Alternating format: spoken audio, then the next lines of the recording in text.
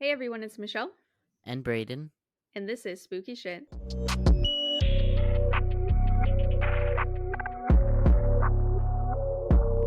This week we are going to be talking about some haunted houses. Yeah, I'm gonna start by talking about the House of Death. Oh my god, what a name. And then I'm going to talk about the Lizzie Borden house. Warning: this episode may contain graphic details. Listener discretion is advised. All right, first things first, not even how are you? You didn't tell me that your house was named the House of Death. I feel like we need to discuss this. Well, you'll find out why. What the fuck? I was not expecting that. I was expecting like someone's name. House. The House of Death. The House of Death. Sounds like a good time there. Oh yeah, deadly. A deadly good time. Oh, also, I need to warn everyone. I am dog sitting a French bulldog, and he is snoring so loudly in the background while he sleeps right now. So if you hear that, I'm sorry. I was hoping I wouldn't have to say anything, but now, of course, as soon as we start recording, he falls asleep like a little baby. Damn, he's cute though. He's really cute. But now, how are you? Third thing. 13. I am super tired. Yeah, we're both commiserating on how tired we were before starting. Yeah, super tired. Like, I just want to sleep all day, but I have work, and it's a full shift, which I'm dreading. Yeah, an 8-hour, as we call them in the biz. Yeah, 'cause usually I just have 5-hour shifts, but today it's a full shift. That is significantly more. And then I get off at 11. And then I come home, and then tomorrow I have a full day. You work again tomorrow? For some reason, I thought you had it off. No. Tomorrow's Friday. Yeah. I go to school. I'm probably going to be up around like 7:30-ish. And then I have school until 4:30, and then I work at 5 until 11. It's going to be a long-ass day. I just felt so tired for you hearing this. But I have Saturday off, and I'm so excited for that. Yeah, tell everyone your big plans for Saturday. Oh, yeah, I'm going to do nothing. Yeah, I was like, you literally said, I told Alaris we're not doing anything. I was like, we ain't doing shit. I mean, we do have to go get an oil change, but that's it. You just could just drop it off and come back in an hour. True. No big deal. Well, it's actually pretty quick, but... Oh, okay. I usually drop it off. I don't know. Oh, I don't even have to get out of my car. Oh, I've done that before. Her cousin does it. He works at Jiffy Lube. Oh, yeah. I know there's some places, I don't remember where it is, where you can like drive up and they'll just do while you sit in your car. I thought you meant like that. Yeah, I did that once. Yeah, I felt weird though, so I was like, I'm just gonna go back to dropping it off. Felt awkward. They were just like doing stuff, and I'm just sitting in my car, just like I feel judged. No, they make it for that reason, so it's like quick and easy. But that's true. Yeah, that's my plan, is to just stay home and chill, and then I think Alaris's cousins are coming over. Nice. And we're just gonna hang out here because my family's not here. Oh yeah, they left me. His family's in Mexico. They went to Guadalajara for a quinceañera. Oh damn, I didn't realize that they went so far. I thought I don't know. Whenever people say Mexico, maybe it's because we live in San Diego. I'm always like, TJ, Tijuana. They're 30 minutes away. When I say Mexico, it's usually Ensenada or like down there. Deep Mexico. Well, like in the middle. Yeah. I mean, it's deeper than Tijuana, so hey. Yeah, definitely. Geography. How do we always get to this? But yeah. Oh, I have a funny story. Okay. So, I think it was Tuesday morning. Tuesday and Thursday I have like class on Zoom, so I usually wake up like literally 10 minutes before I have to go on Zoom. Classic. Love that for you. So on Tuesday, my mom had texted me around 8 in the morning and was like, "Good morning," and then I responded like once I woke up, like 50 minutes later. And I was like, "Oh, good morning, Mom," because she just sent me a message like, "Good morning," and then I responded. I was like, "Good morning, Mom," and then she's like, por fin te despiertas, chamaco, which is like finally you wake up, kid, basically. And she's like, I need a favor. And then like she told me what she needed, and she called me from her work because she was at work, Mm-hmm. and I saw the number and I thought it was that rude insurance lady that I told you about. So I almost didn't answer. But then I answered because I was like, "Oh wait, it might be my mom," because I was just texting her, and I Literally answered. just speaking to her about this. Yeah, I was literally just texting her, and then so yeah, I answered, and it was literally like I was still in bed, and it was my first word of the day. I was like, "Hello," and my voice was like super like deep and Oh. like super like I don't know how to describe it, but it was super deep, and my mom like kind of stayed quiet, and she kind of used like her customer service voice. She was like, "Hi," and like she kind of stayed quiet for like a few seconds, and then she's like, I was like, "Mom," and then she's like, and then she was like, she started laughing, and she was like, "Dude," she's like, "You scared the shit out of me. Like I dead ass thought like I dialed the wrong number for a second." Because of how deep my voice sounded, I was like, "No, it's me." That's fucking funny. She goes to the customer service way. She's like, "Hi." Yeah, she was like, "Hi," like, and then I was Is like, "Yeah, Brayden yeah." I was there? like, "Yes, mom," but yeah, and then she dead ass like got scared for a second, didn't realize it was me. That was too good. Hey, that's exciting. But yeah, That's fucking funny. I was telling him before we started. Okay, so the thing is, I've had my old since we started the podcast. I've had an old laptop. I had Robert's old laptop that I told you all exploded. Now I'm on a computer. So I've had notes on 3 different computers at this point, and it's hard for me to remember like what I've talked about for sure. I thought I'd spoken about the Lizzie Borden house before. I haven't. It's not a thing. Maybe I we feel mentioned like it. maybe did none of us talk about her? None of us talked about her. At Really? least none of us chose her as our story. I feel We like probably we like mentioned did. her. See, that's what I thought. But I went back through all of our podcast episodes and wrote down all of our topics. I was also working on writing down all the creepypastas.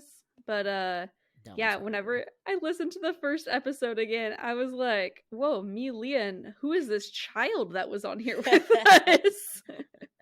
It is so weird. It's so weird. Your voice has changed so much in such a small amount of time.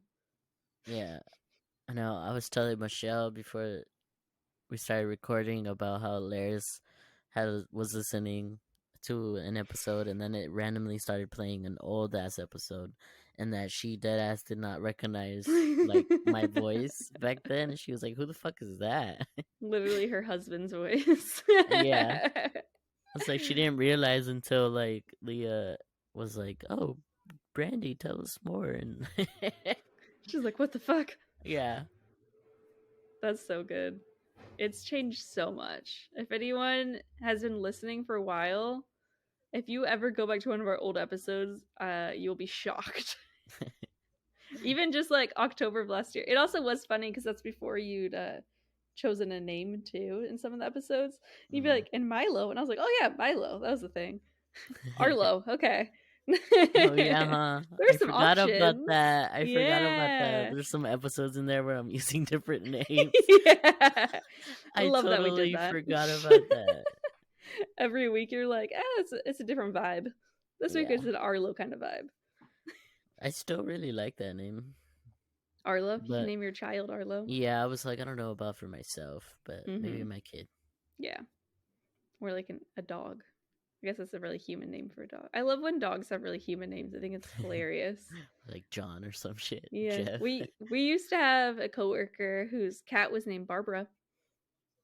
And I thought she was talking about her roommate for the longest time because she'd be like, Barbara's so annoying. And she'd be like, she's so loud. All she does is talk, talk, talk, talk, talk. And then she'd be like, say something about like cat food. And I'm like, wait, Barbara's a cat? I love it. Whenever we get a cat, we've already planned all of our animal names. We want to get an orange cat and name him Jeffrey.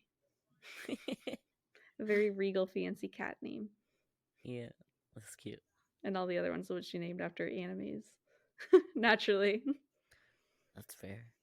Oh, Laris finished Big Book 1. She's on book 2. It's Avatar: The Last Airbender. If you don't know what we're talking about, anyone, Yeah. but how does she like it? Yeah, she's like, so she's been watching it a lot. Yay! And sometimes she'll like put it on when we're together, because I mean I've obviously seen it, but she like Yeah. wants to keep watching it, and then I'm all like waiting for her. Like she just met Toph, and I was like, oh my god, you're gonna love her. I didn't realize that Toph was even gonna become a main character whenever they first introduced her. I Yeah. thought she was gonna be an episode. I feel like no one talked about, like, whenever I saw people talking about Avatar: The Last Airbender, I never saw mention of Toph. And I was like, Toph is cool. That's true. She's like, what's the word? She's a main character, but they Yeah, well maybe because she doesn't come out till book 2. yeah, that's true. But like I for the hadn't heard of her. cover of book 2, she's like on the front.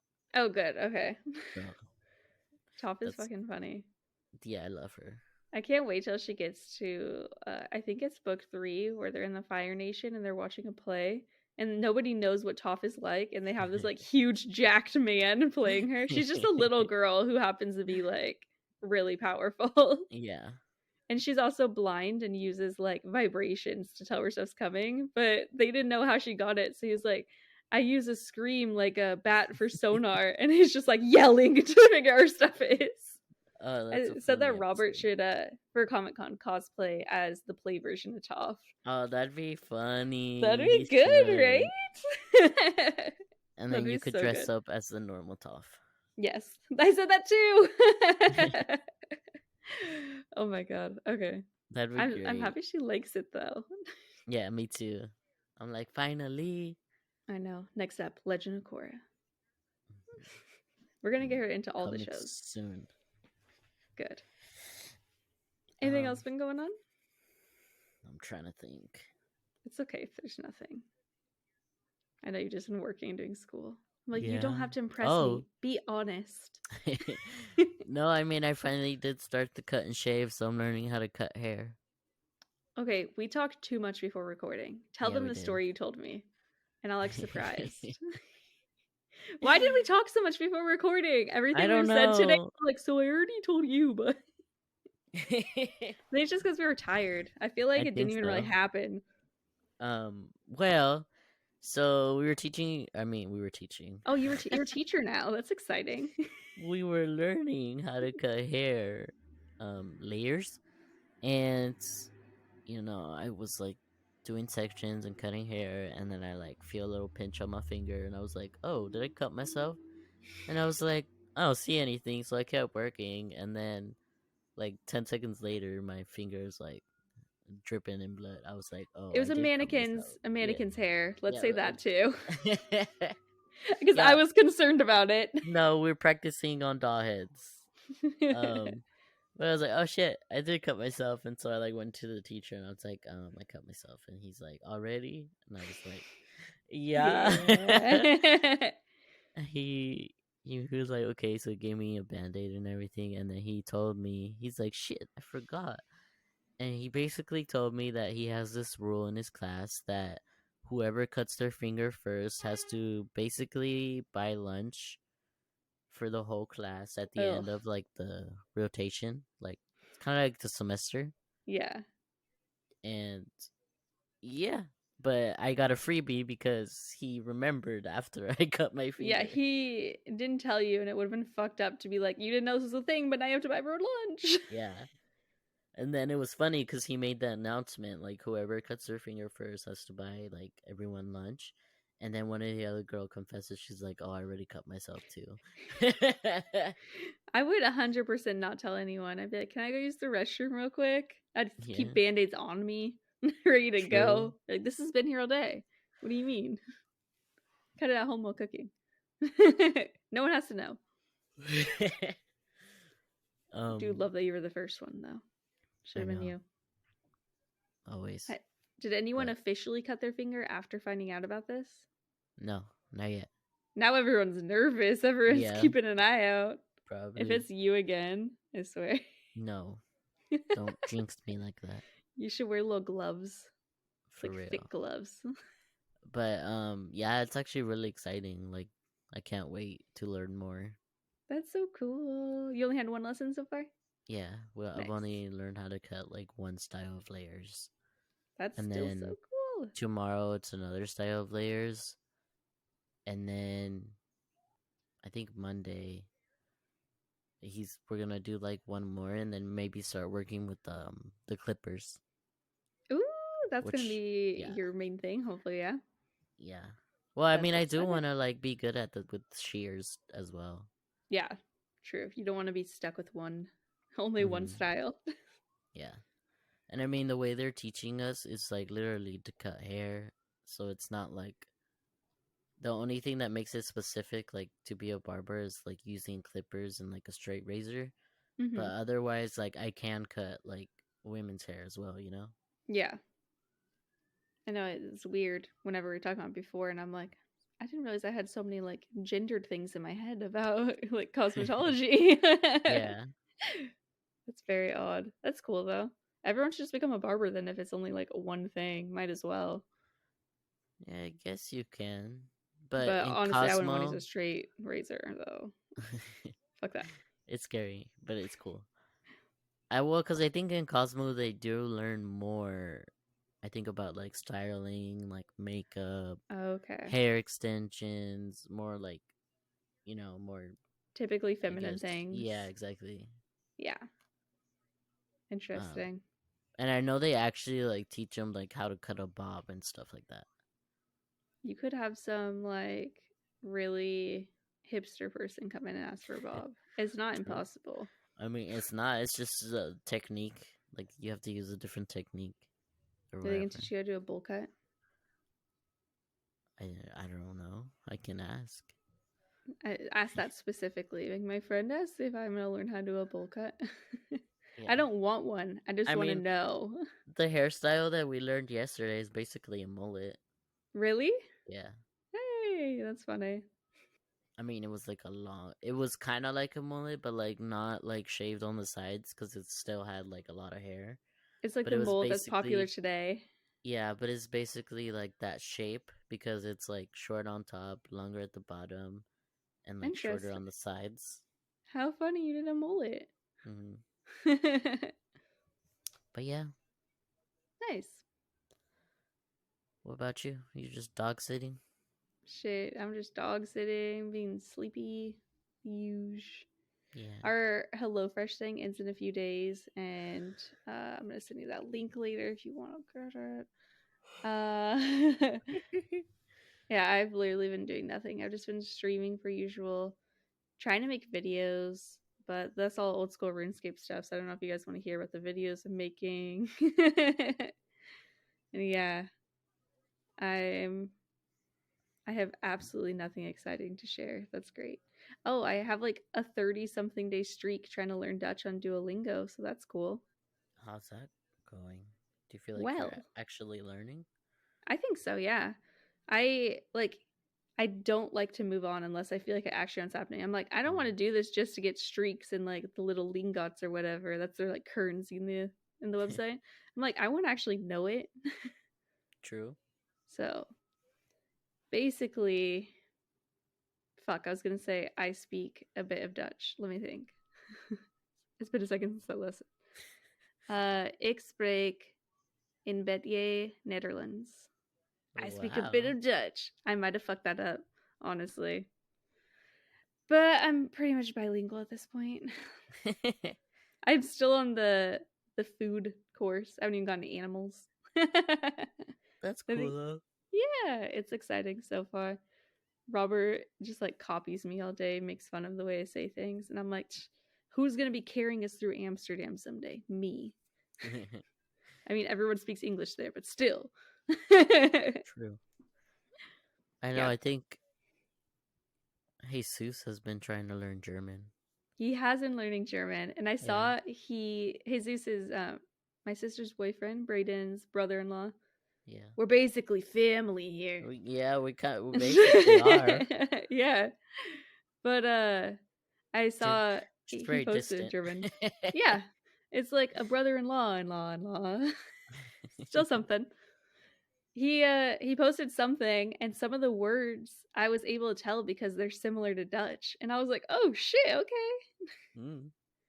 I wasn't able to read the whole thing, but it's just about beer, which I told him in the food course, I just learned about beer. So it was exciting. He wants to move to Germany someday, huh? Yeah, I think he supposedly they both want to live out there for like a year or something. Oh, nice. Yeah, well, I didn't know if just for a year. That makes more sense because Leah was telling me how he wants to move, and she was like, "But it's so cold." And I was like, "Some parts are probably warmer than others. I mean, maybe by a few degrees, but it's something." Yeah. That's cool. They just want to copy me. No, I guess Leah lived in Germany for a year when she was abroad, whatever. But they're copying me. To be clear. Fighters. Yes. Would you ever want to move to another country? Probably not. I don't even want to move out of Cali.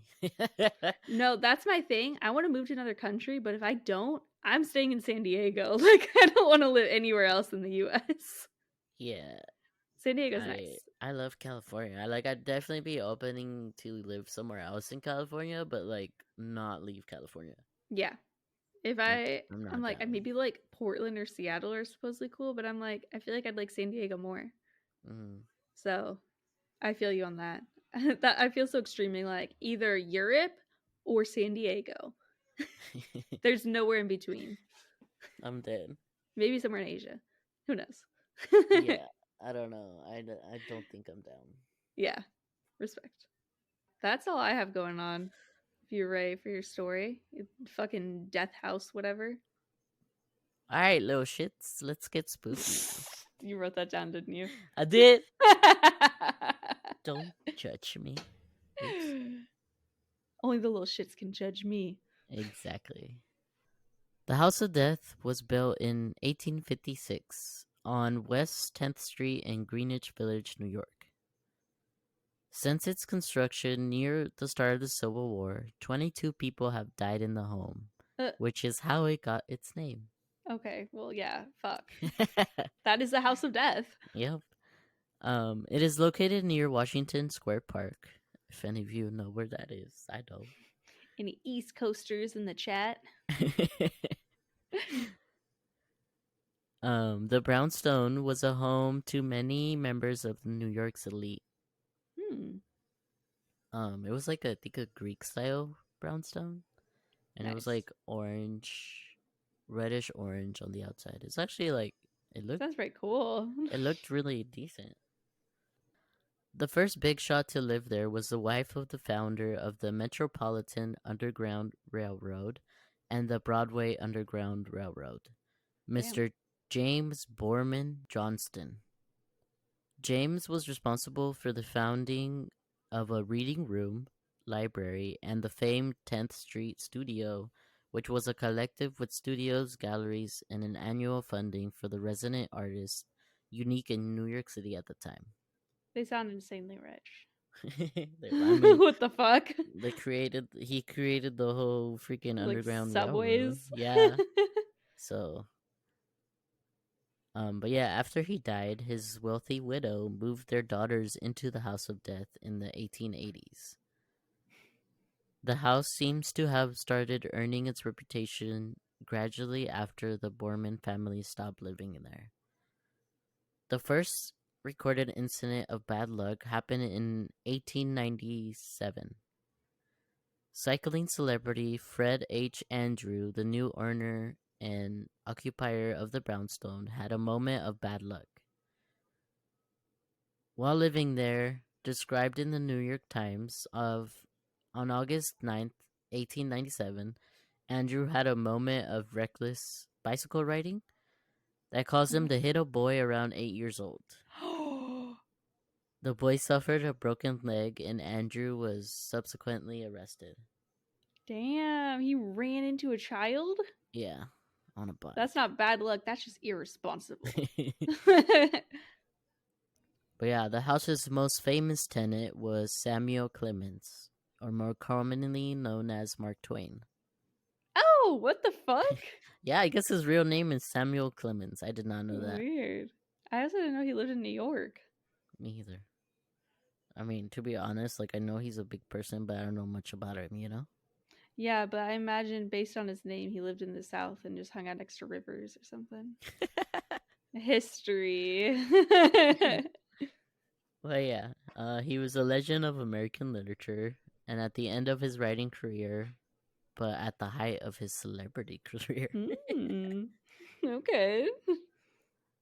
he was a resident at the House of Death only 3 years after Fred H. Andrew had lived there. Mark Twain actually only lived there for a little over a year. He was battling bankruptcy and churning out some of his rushed but classic works. He was also fighting depression. Oof. Mark Twain was a noted ghost skeptic, yet wrote of a clear and plain paranormal experience he had in his new home. What? Apparently, one evening he witnessed a large piece of wood kindling moving in the air all by itself. Thinking the wood would be moved by a rat that had used some use for the wood, a new piece of furniture perhaps, he shot at it with the gun as anyone would do. As anyone would. Yeah. Shoot at a piece of wood in your home. That's like floating in the air. Yeah, as anyone would. It suddenly fell to the ground, surrounded by a few drops of blood. Rats apparently outnumbered people in New York even then, but the house was not noted for having an infestation. But Mark Twain maintained that the blood was that of a rodent and not that of a ghost. But I don't know, man. That's fucking weird. I don't So even wouldn't think you ghosts bleed. That sounds like some demony shit. It does, right? I feel like it wasn't no rat, bro. Wasn't no rat, and why would you shoot it if it was? But yeah, I guess although Mark Twain did not have many pleasant memories of the house, he can still be seen roaming the stairwell of the House of Death. Whoa. Yeah. That's Occupants crazy. have seen his figure trudging up and down the stairs, which are considered the most haunted section of the home. Damn. They say he may be responsible for the disembodied marching sounds that have been heard everywhere in the vacated parts of the house. Creepy. Nope. And then one notable Mark Twain encounter was reported in the late 1930s. But basically in 1937, the house was converted into apartments. Oh, okay. So instead of being one big house, they made it up into 10 like condo apartments. 10? Yes. Jesus. But yeah, I guess a mother and daughter claim to have encountered Mark Twain sitting near a window where he stated, "My name is Clemens and I has a problem here I gotta settle." Wait, what the fuck? Yeah. And then he disappeared moments later. Ew. And I guess it's a sort of a mystery why Mark Twain is there, because he died in Connecticut, not in the house or in New York. House. It's kind of like we said before that some people think ghosts may like go back to pivotal times in their life. Yeah. And that could be the part that made him doubt if ghosts were real. True. Jan Bryant Bartell and her daughter took up a residency in a spacious apartment on the top floor. In 1957, the famous actress, psychic, and writer moved into the apartment, which once housed servants. Jan reported almost immediately that a monstrous moving shadow would often follow her around the house. Cool. Cool. What? Move, bitch. What the fuck? Why are you following me? I know, what the fuck? One time she writes that she had seen a ghostly figure of a man standing in the hall. Bravely, she reached out and tried to touch whatever she was seeing. She felt something, but nothing like she had felt before. She described it as a substance without substance. Chilly, damp, as marsh mist or a cloud of ether. I could feel my fingers freeze at the tips. They were numb, and yet they tingled. Ew. In the split second between contact and recoil, the scent came. Fragile and languorous and sweet. Unbearably, cloyingly sweet. What the fuck?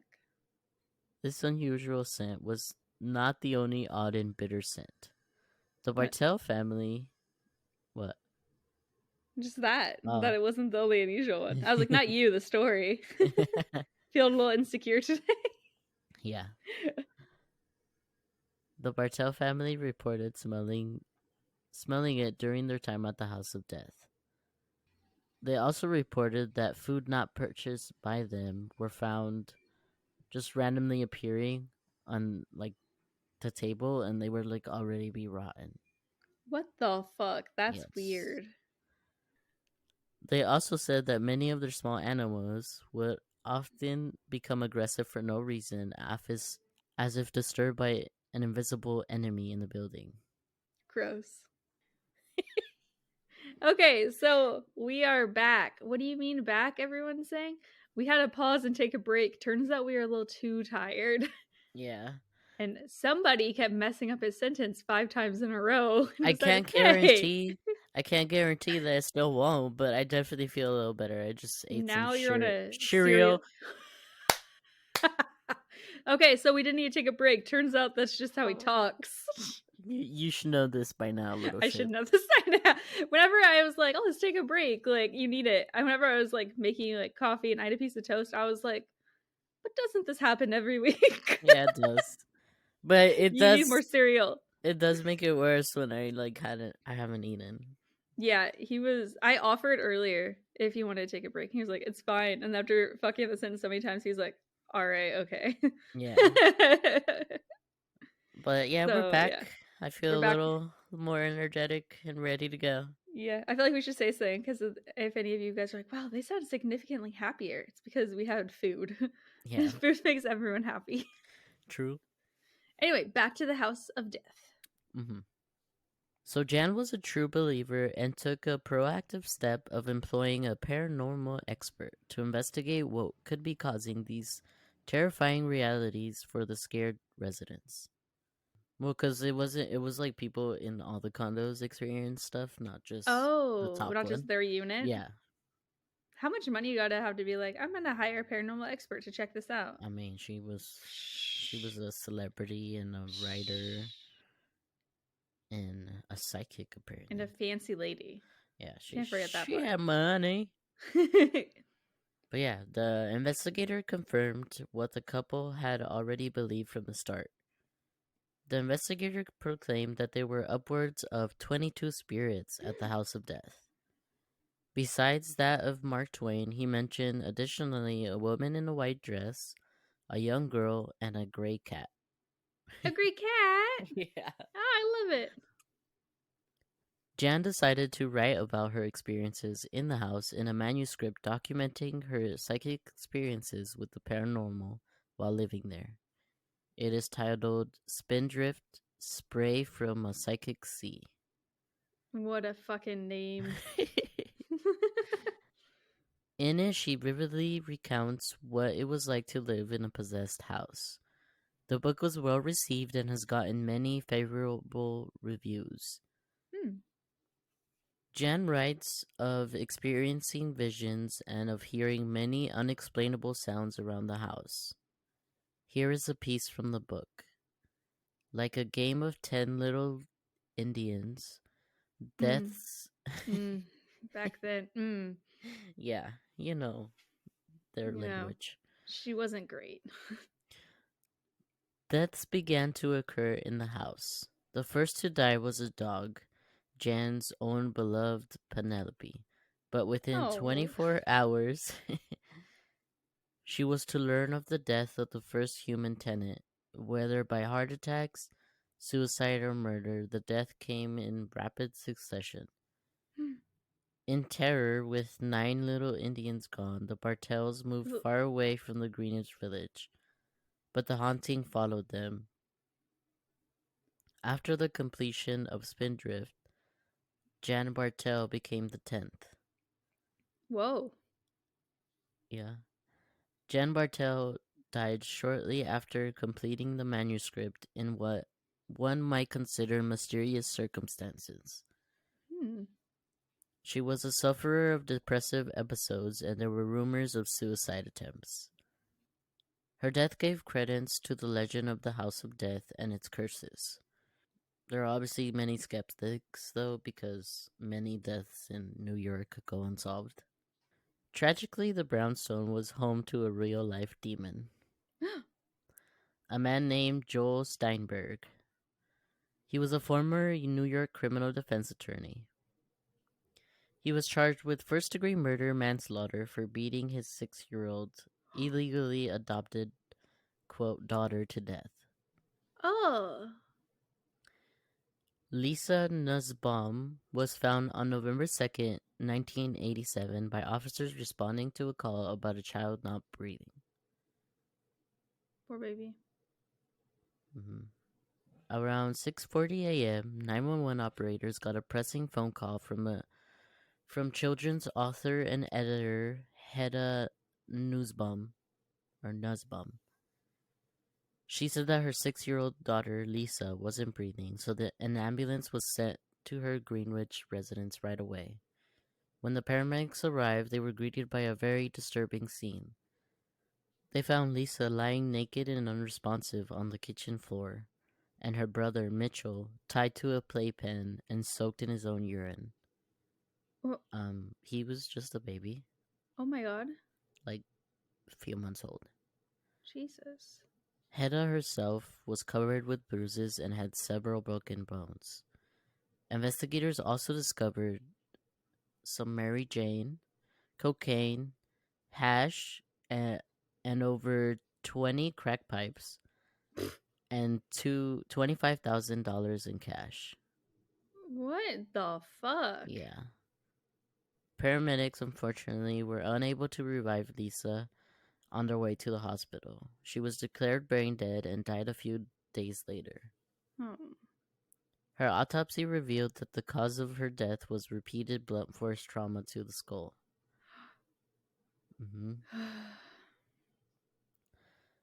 Hedda Nussbaum and lawyer Joel Steinberg were both arrested and subsequently charged with first-degree murder. I mean, was Hedda involved in the murder? It sounded like she was also being beaten. I think, I feel like they usually do that because it was like her kid. So she's like partly responsible, you know? Yeah. But yeah, they basically, I guess, came to the conclusion that after a cocaine binge, Joel violently abused both Lisa and his wife. And then Hedda did avoid a charge in exchange for testimony against Joel. Damn. A jury found him guilty of manslaughter in the second degree and sentenced him to a term in jail. He was released in 2004. That's not even that long. Because he was... For being a child to death? It happened in... the 80s, yeah? Yeah, 87. Less than 20 years. Yeah. But yeah, I guess after he got out, he, I guess, took construction jobs. That's all that you know about him. He left law, which I hope they wouldn't let him back. I don't think that was by choice. Yeah. But yeah, then it just kind of reminded me of like Amityville, how there was like an actual murder that happened there. Yes. And it was haunted, and I was like, oh, it's kind of similar. Yeah, definitely. And there was a kid involved as well. The happenings of the House of Death were spreading to the neighboring houses on the street as well. I guess like houses near that house were like reporting like lights flickering. Nope. And they would also like see like ghostly figures. Move out of that fucking neighborhood. I was like, yo, that's crazy. They just purposely didn't move into the haunted house and they're still getting on. Right? The house is currently in private ownership, and the building is resided in today and continues to add stories of hauntings to the legends of paranormal activity in the House of Death. The stairwell continues to be the nexus of the ghostly activity in the house, where many of the ghosts still make their appearances, supposedly. Ew. But yeah, that's the House of Death. I'm never going to get over the fucking name of it. Yeah. They were not playing around there. I think the cherry on top was the murder that happened there. Yeah, they were like, oh, okay, yeah, fuck this house. But I mean, it makes sense. There was a lot of death that happened there. A lot of like suicides and shit. A lot of violence. A lot of violence. That's scary. Would not want to rent an apartment there, must say. 10 out of 10. I can't afford it anyway. Recommend. Yeah, exactly. But yeah. All right. So I am going to be talking about the Lizzie Borden house. The Lizzie Borden house was built in 1845 at 92 2nd Street in Fall River, Massachusetts. It is 3 stories and was actually built to be a double family home, but when it was purchased in 1872 by Andrew Borden, he combined the 2 living space to make one extra large home for his family. All right, so before getting to like more ghosties, I'm going to tell you all about Lizzie Borden and the infamous story about what happened in this home, which some of you have probably already heard of. Even if you don't know exactly what happened, you probably recognize the name. So let's get into it.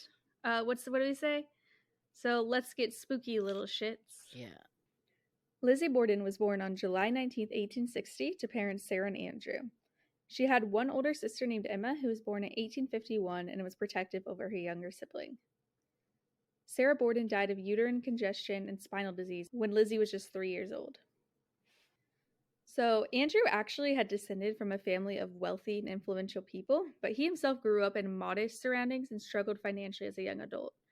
However, he was eventually able to make money working in manufacturing and sale of furniture, and later on as a property developer.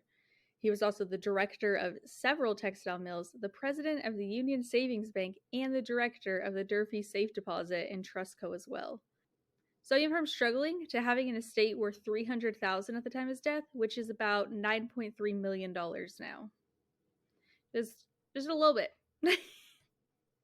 Even though he was like fucking rich, Andrew was known to be very frugal with his money, so much so that he didn't even fit his home with indoor plumbing, as was common for wealthy people at the time. So they still had to shit in a hole in the basement, basically. Sucks to suck. Though the Borden house is located in a nice area, it wasn't in the most fashionable, trendy area where the most wealthy residents of the town, including Andrew's own family, lived. Despite not wanting to spend money on plumbing, Andrew did decide to spend some money on servants to help keep the house in order. Lizzie and Emma were brought up pretty religiously and frequently attended Central Congregational Church.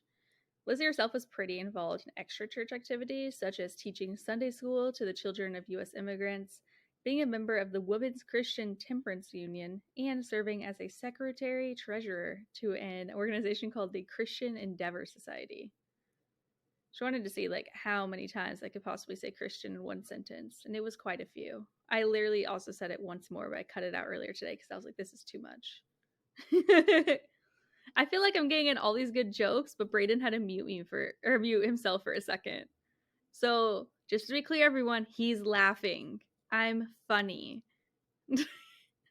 Getting all these jokes, but you have to have yourself on mute. This is tragic. I'm hilarious. It's fine. Andrew had been married to a woman named Abby Gray 3 years after his wife's death. Lizzie and Emma were not close to their stepmom, who they would refer to as Mrs. Borden, and they believed that she had married their father for his money. He was fucking rich. A 25-year-old live-in maid from Ireland named Bridget Sullivan, who the family called Maggie, claimed that Lizzie and Emma normally would not eat meals with their father and stepmom. But despite possible family issues, the 2 Borden children continued to live in the home well into adulthood. In 1892, tensions continued to rise in the Borden household. In May of that year, Andrew killed multiple pigeons in their barn with a hatchet, as he thought it would result in children coming to the property to hunt them. But this actually really upset Lizzie, as she'd literally built a roost for the pigeons, and she'd planned on keeping them. And her dad just killed them. It's kind of fucked. Yeah. The sisters were also both upset, as Andrew had been gifting real estate to various members of Abby's family, and they themselves demanded that they be given a property.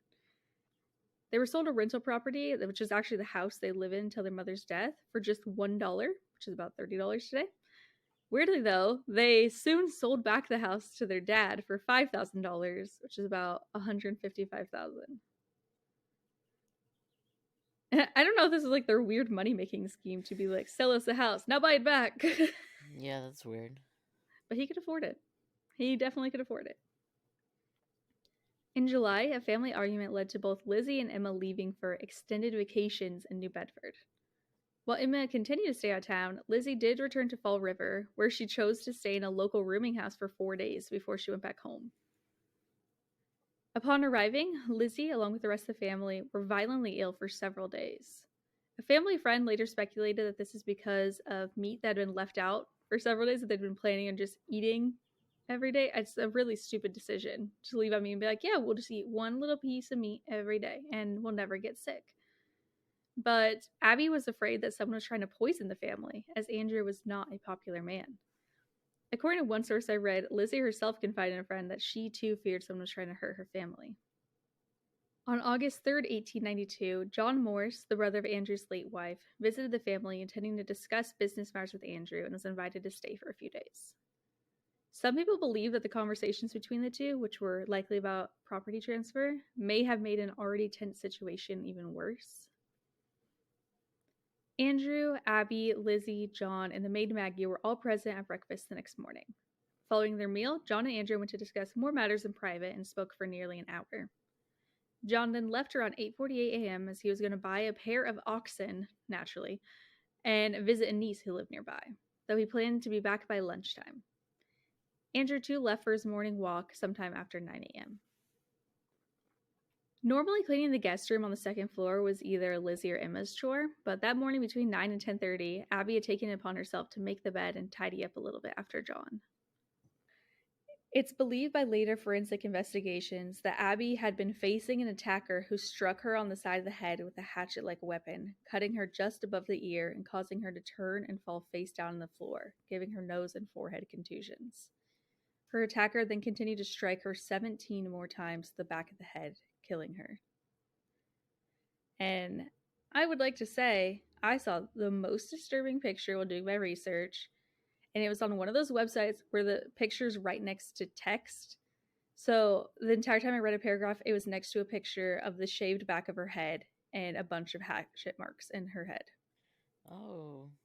And that was right before I went to sleep, so that was fun. Ew. Love that they don't put it separately. They put it right next to the words so I can't look away. I hate when they do that. Or any pictures in general. That's they did the same thing with Jack the Ripper. I was like reading and they put like graphic images. Yeah, and I was like, bruh, I'm just trying to read, not see like the inside of someone's body. Thank God their cameras weren't that good back then. But the back of the head one and this one, it's a pretty fucking clear picture.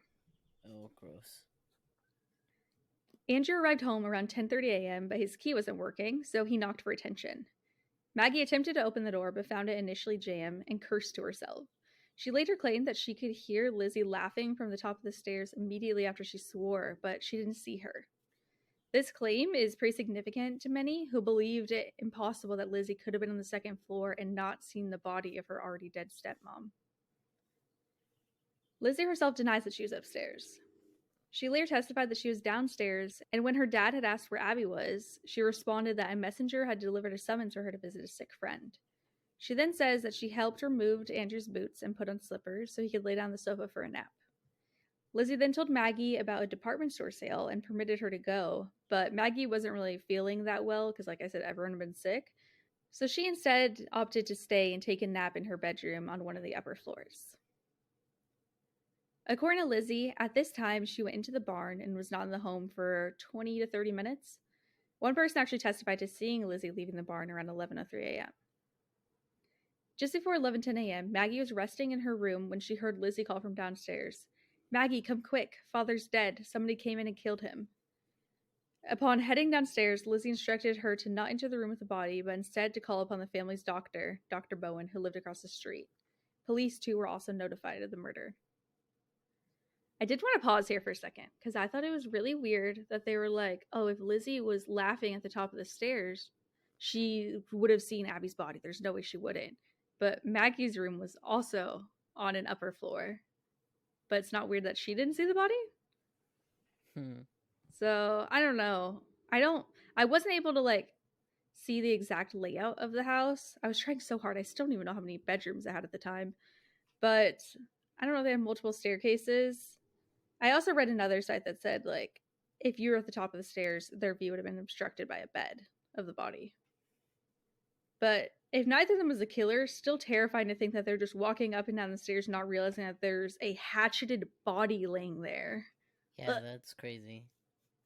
Fucking terrifying. But anyway, this is graphic. Sorry. I know I already got a little graphic earlier. Andrew's body had been struck 10 to 11 times with a hatchet-like weapon. One of his eyes had been cleanly split in two, and he was still bleeding, suggesting that he had been attacked very recently while he slept. Interestingly, he was still wearing his boots when his body was found, contradicting Lizzie's statement about helping take them off earlier. At some point after the initial shock was worn off, someone asked Lizzie about her stepmom, to which she told them of the message from a friend, but said that possibly she'd already come back and they should go check and make sure she was okay. Maggie and a neighbor went upstairs together to search and found Abby's dead body. Detectives estimated that Andrew had died around 11 and Abby between 9 to 10:30. Investigators were soon suspicious of Lizzie, who answered some initial questions strangely. Apparently, at first, she claimed that she'd heard a groan or a scraping noise or a distress call before entering the house. But 2 hours later, she changed her mind and told police that actually she hadn't heard anything and had no idea that anything was wrong when she first went inside. They also did not like her attitude and thought she was acting too calmly. When one investigator was asking her if she knew who could have killed her mother and father, she snapped back coldly, "Mrs. Borden was not my mother. She was my stepmother. My mother died when I was a little girl." Which, okay, in her defense here, I saw a good point of this, which is like, Lizzie was like in her 30s right now. It wouldn't be that weird for her to be like, ew, she wasn't my mom. That's weird. She's not like a child. And they also didn't get along. Oh. Despite their skepticism of Lizzie, they did know that there was not any noticeable blood on her that they could see, though they didn't actually take the clothes she'd been wearing to search for stains. Like little fools. Lizzie was eventually moved up to her room and administered some drugs to calm her nerves, as police did a search of her room. I say search very, very lightly, because it actually came up in court later that they'd really just done more of a little baby inspection more than anything, as Lizzie wasn't feeling well, and I guess they like didn't want to disturb her. Of course, they faced like a ton of fucking backlash for this decision later on. Another possible mistake was made when one officer searched the barn and claimed that there were no footprints, so Lizzie must have been lying when she said she was in there. But by this point, multiple people had already been in the barn to inspect it before him, so there for sure would have been footprints in there, if not from Lizzie, from the other investigators. So your boy's just hella unobservant or a liar. In the home's basement, 2 hatchets, 2 axes, and a hatchet head with a broken handle were found. The hatchet head was suspected as being the murder weapon, with them theorizing that the handle had broken off during the attacks. This tool was found in a toolbox in the coal cellar. It was in particular singled out as the break in the handle appeared to be fresh, and the ash on it looked inconsistent, almost like someone had taken ash and spread it on it to make it look like it had been there for a while. After taking photos of the bodies, this is like not even that relevant, but I thought this part was crazy. They were moved into the living room where they were then cut open and had their stomachs removed to be tested for poison. They did this in their living room. What the fuck? There was no better place to do this. But yeah, like I said, the family had been sick all week, so they tested for poison and sent it to Harvard Medical School, but there was no trace of poison in them. That night, several officers were sent to guard the home. By now, Emma Borden had arrived back home after receiving news of the murders, and a close friend of the sisters, Alice Russell, too, stayed over, as well as John Morse, who relocated to the attic guest room, as the room that he'd been sleeping in was the very one that Abby was murdered in. Apparently, there's like a really popular misconception that he slept in the room that she was killed in that night. And everything I read was like, due to popular belief, or like contrary to popular belief, he did not sleep in the murder room. I hope not. I hope not, right? The night went by without incident, although one officer claimed to have seen Alice and Lizzie going to the basement for what he believed was a late night trip to the outdoor toilet. Fucking hate that they had to go to the basement for that. That sounds terrifying. The day after an axe murder, too, would be like, all right, time for our outdoor basement trip. Ugh. After heading back inside, Lizzie again went out to the basement just 15 minutes later, this time alone. Though the officer couldn't tell exactly what she was doing, he said it looked like she was bending over the sink near where her father and Abby's bloodied clothes lay. The next day, the Borden sisters posted a reward for $5,000 for the arrest and conviction of the murderer who had killed their dad and stepmom. John Morse also attempted to leave the home that day to go to the post office, but he was mobbed by several hundred people in the street and had to literally be given a police escort back home. A pharmacist also came forward and claimed that Lizzie had come into his shop the day before the murders trying to buy a highly dangerous substance that was capable of killing a person.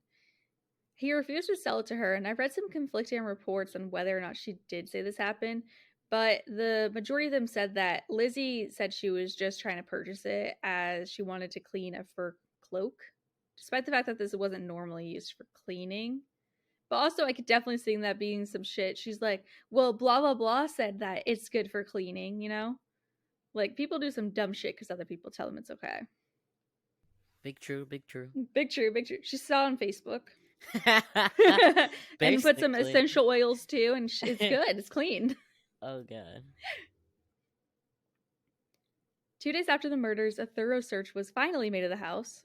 Clothing was actually inspected, and the broken hatchet was taken in as evidence.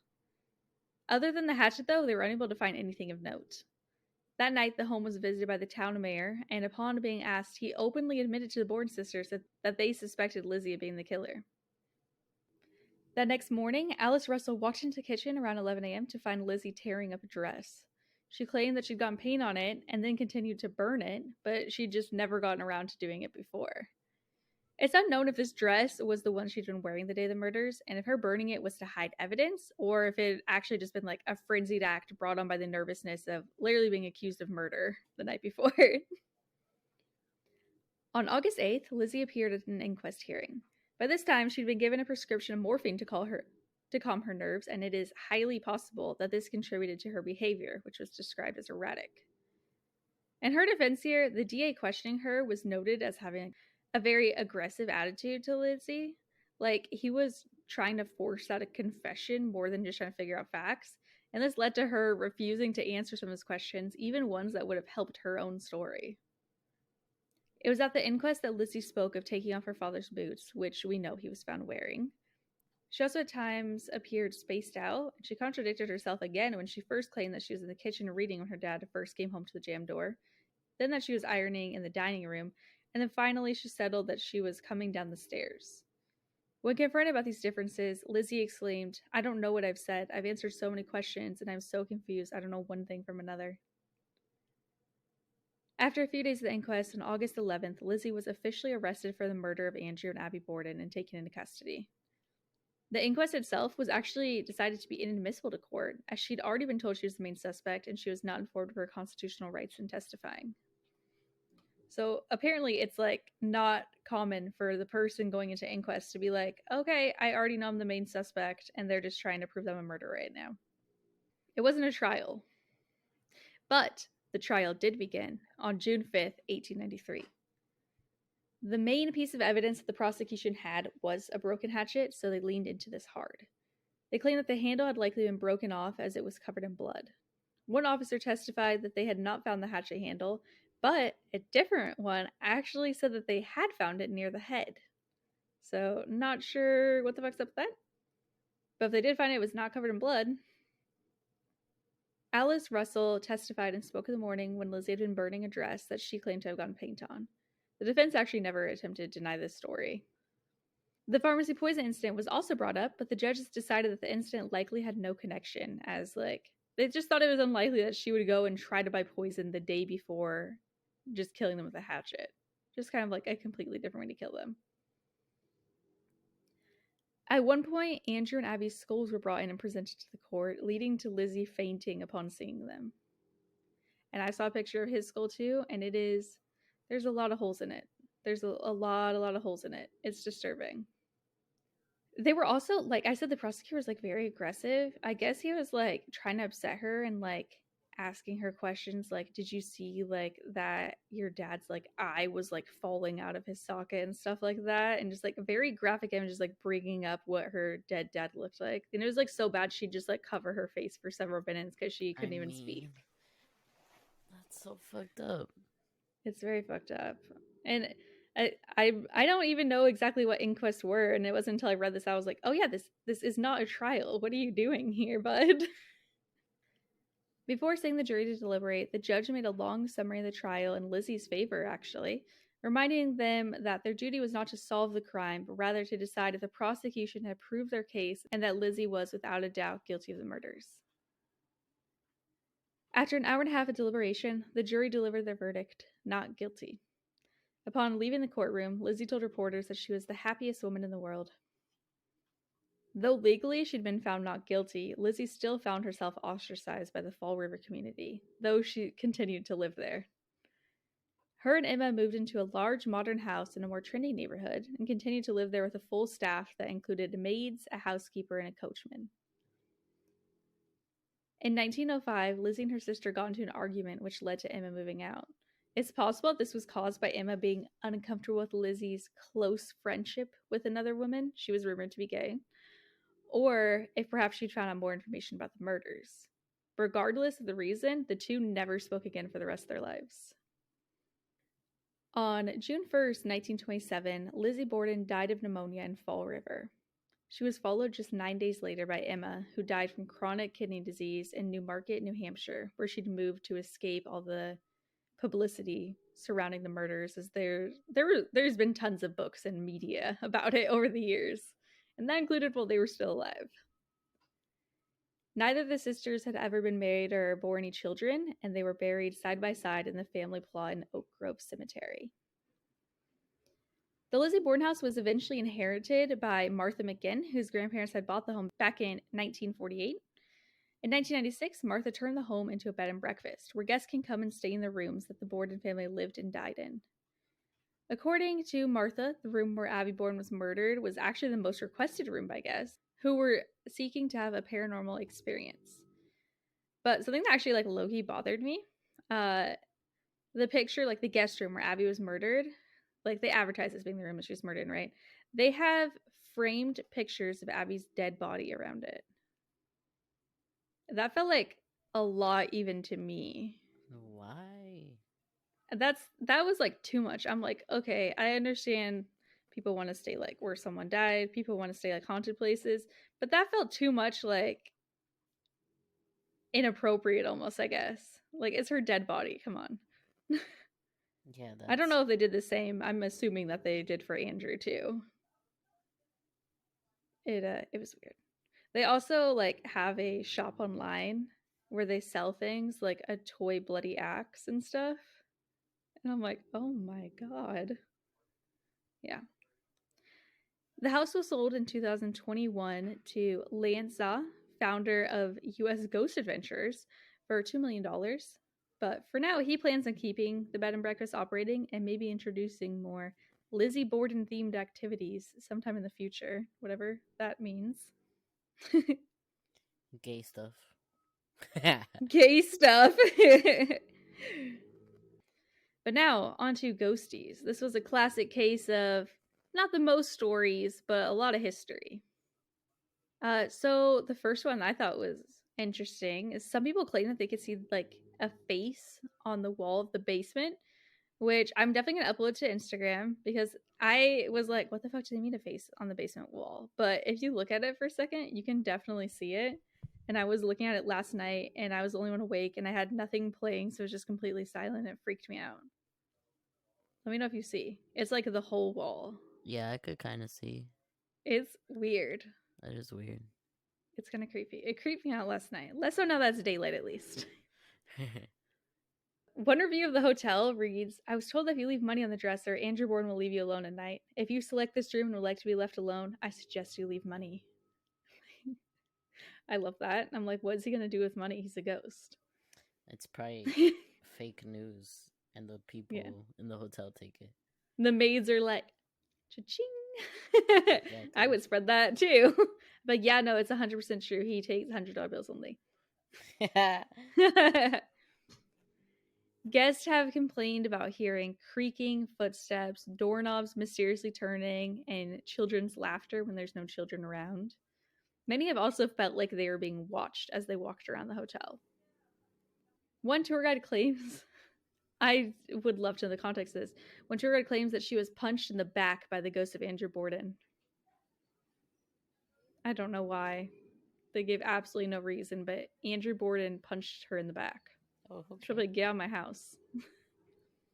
So the Lizzie Borden house is open today for guests to stay the night in the rooms, or if you're feeling daring, you could go on their nighttime ghost tour, or they do a ghost hunt. And it was kind of frustrating researching because I was trying to find like more ghost stories, because I think that they even like have a thing that you could like write your ghost stories in, like a little guest book. But of course, everyone mentions the guest book, doesn't share any of the stories. And then people are like, oh, I didn't have any experiences despite hearing about all the things that have happened while I was on the ghost tour. And I'm like, list the things that have happened, motherfucker. So it's a little bit of a mystery. I guess I'll have to go there someday and find out myself. But yeah, that is the Lizzie Borden house. Not a fan of some of the decorations and some of the merch. Seems a little much. It is a little much.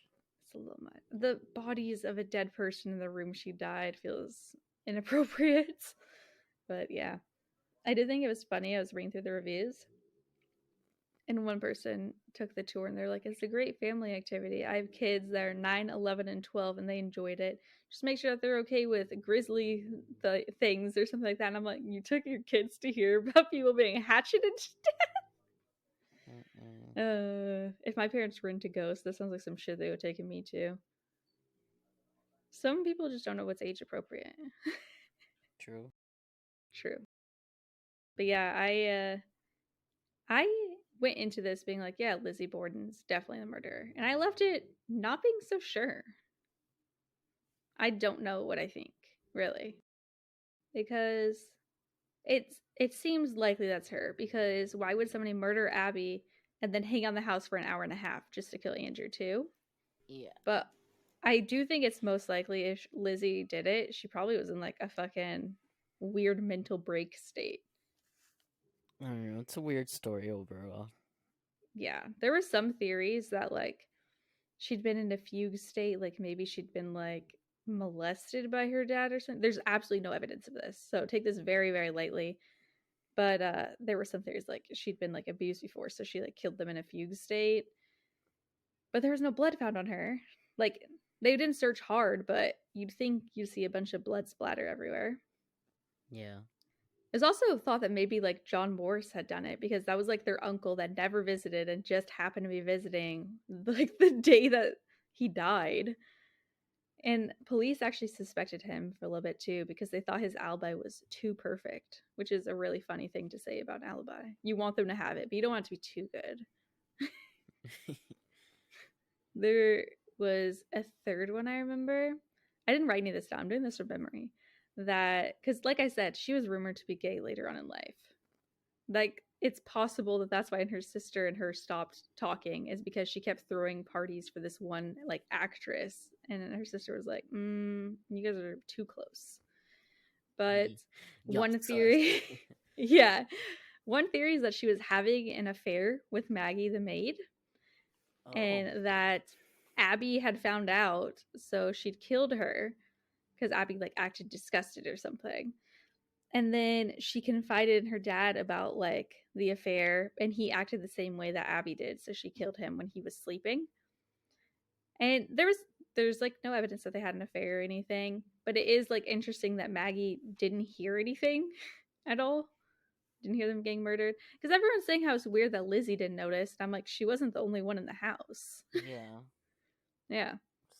But the argument I saw against that was that Maggie later went on to marry a man. So if they marry a man, there's no possible way that they've ever been with a woman before. We all know that bisexuals aren't real. No, it's not a thing. Absolutely not.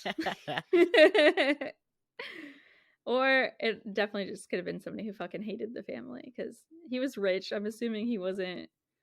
I mean, maybe I'm biased. I assume that most really rich people, especially back then, were fucking assholes. So yeah, I mean, they still are now. They still are now. Yeah, it's weird. I don't know. Some people also were thinking like maybe it had been Emma and she'd killed them and gone back because the place she was staying is only like 15 miles away.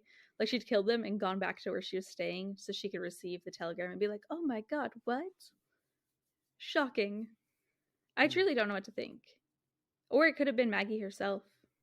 The reason she was like upstairs napping, like she was sick and I guess she'd been throwing up outside while working.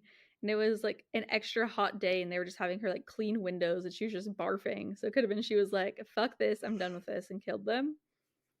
I'm mad that I'm not probably ever going to get answers as to what happened. Yeah, unless we go to the house and then talk to Lizzie Borden. I know, I was like, and what, talk to the spirit? I think Yeah. that they have Ouija boards there. Ew. Yeah, no. I don't. Before, remember, like, if any of you have been listening, I've been like, maybe I'd try a Ouija board. I don't know, just looking at a picture of the one in this house actually sketched me out so bad, and I was like, absolutely no way would I ever do this. But yeah, that's it for my story. I had a lot of extra stuff at the end, I guess. I wasn't expecting to talk that long about it. It's okay. It's interesting. It's so interesting. There's also a nursery rhyme about Lizzie Borden. So the little nursery rhyme, I think people would do like fucking jump rope to and shit. That seems familiar. Just Lizzie Borden took an axe and gave her mother 40 whacks. When she saw what she had done, she gave her father 41.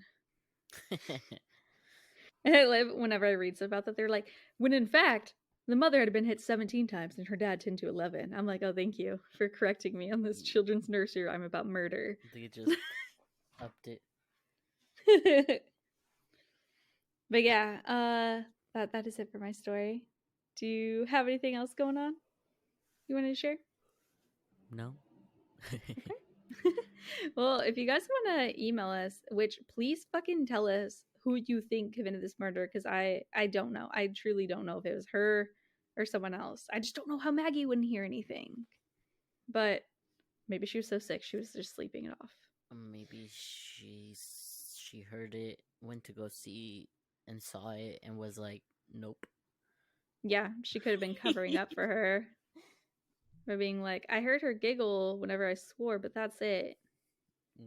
I have no idea. But our email is thespookyshit.pod@gmail.com. Our Twitter and Instagram are spookyshit_pod, and our website is spookyshit-pod.com. Come hang out, like our pictures. Let us know what you think about this case, because I'm so confused, everyone. I'm so confused. And let us know, does anyone else feel uncomfortable about the fact that they're putting pictures of a dead woman in this bedroom?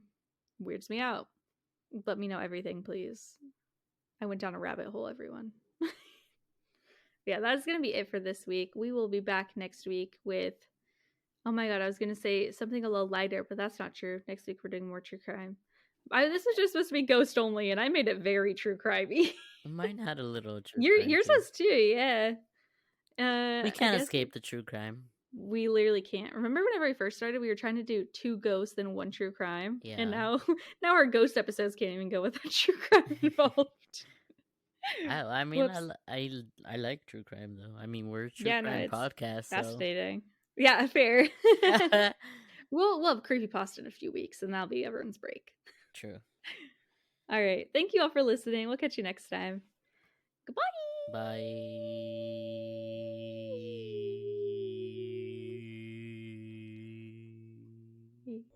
Bye.